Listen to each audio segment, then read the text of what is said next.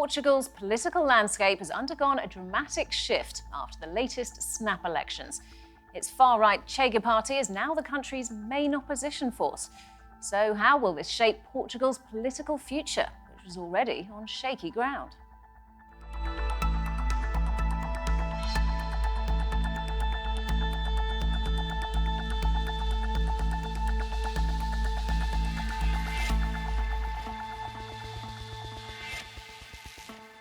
Hello and welcome to Roundtable. I'm Robyn Dwyer.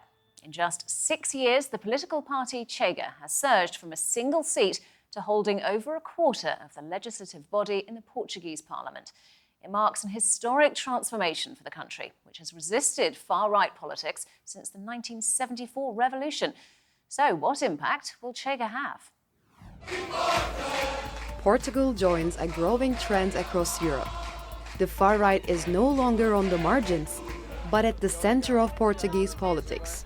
The country's snap election results saw centre-right Democratic Alliance get 91 seats, gaining 11 since the last vote, but still short of a 116-seat majority. Far-right Chega surged to 60 seats, up by 10, becoming the second largest party, with the Socialist Party losing the most, 20 seats, dropping to 58 MPs. Luís Montenegro has been reappointed as Portugal's Prime Minister, but this time the main opposition comes from the far right. The Chega party, whose name means enough, was founded just 6 years ago, and it has quickly grown in popularity. There are moments in life during which God says, just stop a little bit. I normally listen to God's advice. This time, I'm not going to listen. I'm not going to stop until I become the Prime Minister of Portugal.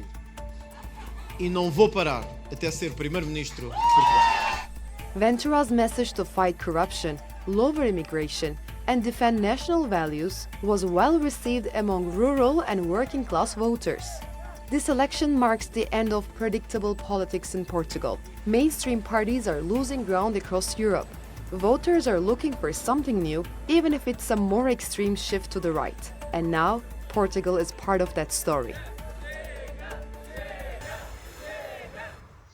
So let's meet our guests. And from Lisbon in Portugal, we have João Pedro Louro, an MP from the Social Democratic Youth Party, and Filipa Raimundo, who's Assistant Professor at the Department of Political Science and Public Policy at the University Institute of Lisbon. Also in Lisbon is Patrícia Calca, who's a researcher and professor in political science at the University Institute of Lisbon. And from Covilhã in Portugal, we have Hugo Ferrinho Lopes, who's a visiting researcher at the European University Institute. Welcome to you all. Thank you so much for being on Roundtable. So, Hugo, in the words of André Ventura, nothing will be the same again. He said when his party won enough votes to become the second biggest party in Parliament, and it really is a huge moment in Portuguese politics. Hi, thanks for having me. Yes, indeed, this is an historic shift in the country's politics. Chega's party was created 6 years ago, and throughout these 6 years, it has surged from the fringes to holding roughly a quarter of all parliamentary seats. Chega surpassed the Socialist Party, ending the two-party dominance we had so far between the Social Democratic, the center-right PSD, and the Socialist Party, the center-left PS in the country. He overcame the PS with the overseas seats, achieving roughly 60 seats in parliament, whereas the Socialists reach only 58. Therefore, we know also that Chega is stronger among male voters, twice as stronger among non-university educated voters, and among young voters, mostly from rural areas. Of course, the leader, André Ventura, capitalized a lot on corruption, backlash, and socioeconomic grievances, despite the country's economy is performing reasonably well. We have witnessed the crisis in the housing sector, low wages, and also crisis in the national healthcare system. And the party has also leveraged the rhetoric about open doors and immigration policy. These are the main issues that may have also helped to Chega to rise in this election. So lots to unpick about why Chega have done so well here. But Patricia, I wonder if we could take you back, you can take us back rather, and give us a bit of the background as to why, until now, the right hasn't been a force in Portuguese politics. There is some historical reasons why we have been mainly the entire system was more towards the left after the fascist period, and then we had some majorities of the right along the 80s and the 90s, quite strong ones, so absolute majorities. But in the last years, especially after the intervention of the Troika, there was a crescendo of the left spectrum of the country. I mean, of the voters of this left spectrum that culminated with an absolute majority of the Socialist Party 2 elections ago. And we have to mentally think about the number of elections that already happened in the last years. And then last year, the right center parties took the executive, gain office with the minority government, and now gain strength. I would say that the biggest difference that we assisted, that we encountered with last year, with the huge increase of this far right voting, but now it consolidated and even increased a little bit more. It's quite interesting because some of our colleagues, political scientists, believe that the margin of growth already had stopped, but we effectively saw an even bigger increase. So we don't know exactly from where this will go. I guess also in 1 year the difference is not absolute, right? And so we'll have to see exactly what does this means for the entire system, if it's just a kind of a cycle, and if it's more conjectural, or if it's something that becomes more structural in the Portuguese democracy. So, Filipa, lots of questions about what happens next. But again, I want to look back at the birth of the Chega Party, which didn't even exist 6 years ago. How has it come so far, so fast? I would say that this phenomenon is like what we've been seeing in the rest of Europe. So it's not an isolated phenomenon. We've seen parties of the same ideological family growing and growing very rapidly in the past few years. I would say it just arrived a little bit later, in part because some of the issues that fit into these parties were not that present in Portugal, namely the immigration issue. When Chega was founded, that was one of the it was part of the rhetoric that we had a problem with immigration, which we didn't in 2019. But I'm not saying we do have now. What I'm saying is that immigration has grown so rapidly that for Portuguese citizens, it has now become an issue. And so that helped Chega grow so much in 6 years. It went from having a single MP to now having 60 MPs and becoming the major opposition party in parliament. So that's quite significant. João Pedro, I want to come to you because you are a newly elected Member of Parliament, for which we send our congratulations. I wonder, though, if you can help us understand whether this was people voting for Chega or perhaps voting against what had come before, voting against the PS party, the Socialist Party. The truth is, the electoral result of the Chega party was indeed striking and should be respected. It wasn't, I think it wasn't just a protest vote. It reflected a deep sense of frustration and disappointment with the political establishment and with the way our democracy has been working. But what's particularly interesting is that Chega managed to attract voters from across the political spectrum, including former left-wing voters. And I think this shows that their success is less about ideology and more about emotion, anger, mistrust, and the demand for a change. And Hugo, do you think that there was an element of people who actually had been perhaps dissatisfied with politics, disaffected with the current political setup in Portugal, choosing this moment to come back and vote? Yes, sure, of course. This aligns also with broader European trends about voter discontentment and so forth. But mostly we had the third election in few over 3 years. So there's also voter fatigue and political instability.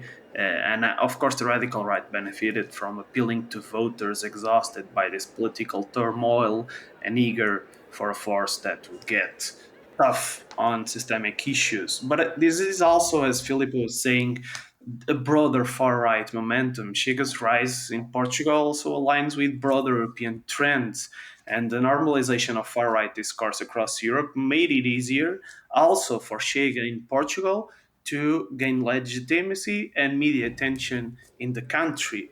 For example, the leader of Chega, André Ventura, has far more attention on the conventional media than, for example, the incumbent government party leader, Luís Montenegro, who is also, of course, prime minister. So there is also here factors related to media attention, fatigue, as I've said, socioeconomic grievances and voter discontentment with corruption scandals and so forth. And of course, this contributes a lot for a party who portrays itself as the only opposition to the current establishment. So this is, of course, maybe an anti-establishment vote, but not only, as João Pedro was saying, a protest vote.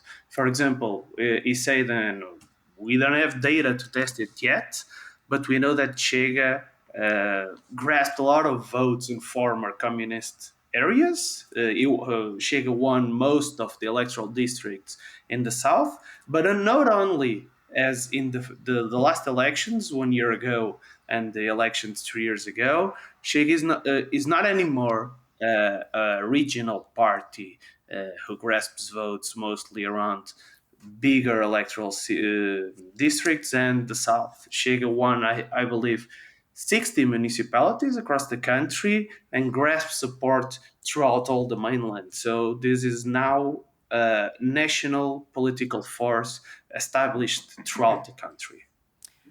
Filipa, I want to pick up on that idea that Hugo mentioned of the role of the media in this. Did the Chega party just take advantage of perhaps social media, a different way of appealing to voters that other parties didn't get on board with? Oh, absolutely, yes. Portuguese parties have not begun to use social media very extensively, I would say, compared to other parties. But Chega has definitely understood that that's a good strategy, a good way to go. And so when you look at the numbers of how much they use social media, it clearly makes them the party that mostly uses social media to their advantage. The other parties, also for reasons that have to do with their electorate, so the two major parties, the center left and the center right, are not so strong among the younger voters. And maybe because of that, they have not decided yet to follow a very strong strategy of using social media. And for Chega, I'm quite sure that was contributes significantly to their growth, including through the creation of fake profiles, and that spread the message and helped gain support. Patricia, we talked about this perhaps wave of movement towards the right across Europe. But in the case of Portugal, do you think it was, and the Chega party, has it been a case of the right leader at the right time here? Well, we know not only about the attention that this leader has in the media, because he was formerly a commentator in sports program that we know that has lots of viewers, and for Benfica, that is maybe the major in terms of number of supporters football club, soccer club. So we know that there's plenty of attention in the leader. But besides that, I think there is a quite clever strategy that he had that, of course, gave a big salience to issues that somehow catch the attention of the mass media, because in the beginning, at least, they were not easily accepted in the society, like publicly accepted, like this flag on immigration, because it was not easily said. And now, in the last, I would say, since the last elections, this became a big issue, and it's publicly discussed. And so he was quite clever. The party is mainly centered in his figure, in his image. He also used some strategies of events that happened to him, like being sick, in a very I'd say efficient way, because for 2 days before the end of the campaign, because he was not very well in terms of his health, the mass media just reported about his health state. Like, we are talking about a huge space in the mass media covering the hospital news, journalists in front of the hospital asking people what happened, and so on. So let us say that he very cleverly used what was happening personally with him to put himself in the center of the campaign. And we already saw these events in a different dimension. For instance, with Bolsonaro or Trump, in that case, it was attempt of assassination, of what we are aware. In Portugal was a health issue that the leader of the Chega very cleverly used. João Pedro, I want to come to you because you will be part of this new government as a member of parliament. How will this work? How will Luís Montenegro manage to govern this minority government and get things done? I think it's important to underline that the project of our coalition had more votes and came out of these elections strengthened and clearly legitimized by the voters. We have 30 more seats than Chega, and crucially, more seats than the entire left combined. And that is a significant mandate. For example, for Chega to bring down the current government, it would now have to align itself with the very left-wing parties it has spent years opposing. But the truth is the current composition of the Portuguese parliament demands responsibility, dialogue, and the spirit of cooperation from all political parties, even Chega, because the message from the Portuguese people was clear. They want stability. We cannot afford to have elections every year. Constant political instability would make it impossible to pursue a reformist agenda or to seriously tackle the problems the country faces. And the truth is also the instability only benefits the populist and the extremist parties like Chega. So, Hugo, though, this does represent a shift to the right for Portugal, doesn't it? What do you think that will mean for the issues that people seem to have uppermost in their mind when they voted on things like immigration and housing and so on? I would say first, the data we have so far shows that immigration is not so important issue for voters. So there is a difference between the salience of the issue in public media as compared to the priorities of voters first. Second, I believe one of the main issues would be the possibility of constitutional amendments or not, because, as João Pedro was saying, I believe we have a parliament completely dominated by the right, which for the first time is able to make constitutional amendments alone in the right wing, within the right wing bloc, and a dilemma for moderate parties. And this relates to the issues raised by the far right Chega.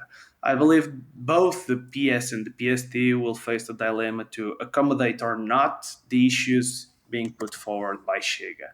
And what we know so far is that there is no answer, it's country specific. We don't have a complete answer to whether to pursue the issues of the far right contributes to fight the far right or even to the rise of far right. We have several studies across Europe mostly. Some say that when center-right parties such as the PSD accommodate issues conventionally claimed by the far right, people prefer the original instead of the copy and vote for far right parties.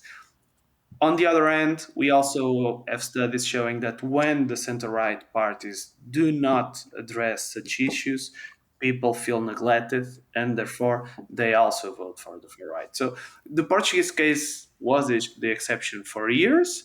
And of course, corruption is a major issue for Chega, immigration also, but immigration is not, as of today, one of the major concerns of the Portuguese citizens, as well as security. When we ask people which are the most important issues Portugal is facing as of today, people say the national healthcare system, education, and the rising cost of living, therefore the economy, broadly speaking. People are paying attention to the economy, to the education, and to the healthcare system. And I believe this will still be the main issues across the mandate. So, Filipa, the Chega party has had this meteoric rise, if you like, but now they are what you might call the official opposition. Do you think that will help them grow even more, or have they now peaked? That's the million-dollar question. We've been talking about it since last year when they grew significantly. They reached 50 MPs last year, and that was the question that people were asking, have they reached the peak? Well, we've now seen that they were able to gain 10 more MPs. It's just not clear whether this was a contextual growth for reasons that my colleagues have mentioned, although I do tend to think that it's not that obvious that people feel tired of the elections, but for other reasons associated with all the issues that have been raised already about the cost of living and housing and immigration, which I tend to think that, according to our data, around less than 40% of citizens believe that immigrants are important for the country. So it's unclear whether they do not think immigration is an issue. We've seen the growth of these parties throughout Europe, and I'm not sure whether it has reached a peak. I guess that will depend on the next years, both regarding domestic issues and international issues. The government is about to face a difficult period. It's already expected that the economic growth won't be as initially expected. We don't know how the relationship in the parliament is going to be. And internationally, we're facing a very difficult period. Therefore, I wouldn't discard completely the possibility that the party continues to grow in the next few years, although we don't have the data and we are unable to predict whether or not this is going to happen. So, João Pedro, you've talked about stability for Portugal. Filipa there saying that Portugal is now entering a difficult period. Is your hope that Portugal is now in that period of stability? There won't be any more upcoming elections after just 3 years? We hope so. I believe because we need a strong commitment to dialogue and responsibility from all parties. Like I said, the Portuguese people sent a clear message. They want stability, not political games. And the truth is we cannot afford to go to elections every year because it would block the reforms the country needs. So we must build bridges, and this parliament demands a new political culture based on dialogue, compromise, and a shared focus on the public interest. Of course, it's not easy, but it's possible and absolutely necessary. And our priorities are very clear: raising incomes, lowering taxes, and reforming the state so we can have better public services. João Pedro Louro, Filipa, Raimundo, Patricia Calca, and Hugo Ferrinho Lopes, thank you so much all for coming on the programme. It's been a pleasure to talk to you. Thank you.